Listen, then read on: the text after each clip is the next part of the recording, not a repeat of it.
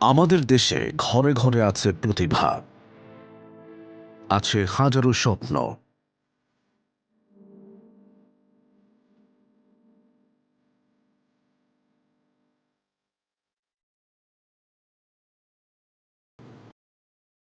কেউ মাঠে দৌড়ায়, পায়ে বল ছোঁয়ালে আলো জ্বলে ওঠে।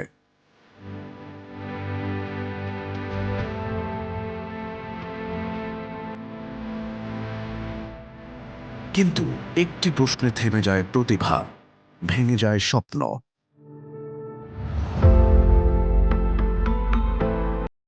খেলাধুলা কি জীবিকার নিশ্চয়তা দিতে পারে? খেলাধুলা যখন কোনো প্রতিষ্ঠিত পেশা নয়, তখন মায়ের মনে জমে থাকে দুশ্চিন্তা। আমার ছেলে যে সারাদিন বল নিয়ে পড়ে থাকে, কিছু বলো না কেন তুমি? খেলাধুলার কি কোনো ভবিষ্যৎ আছে? কোনো ভবিষ্যৎ আছে?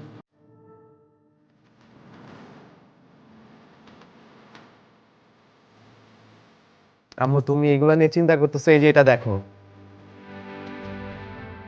এবার পরিবর্তন আসছে।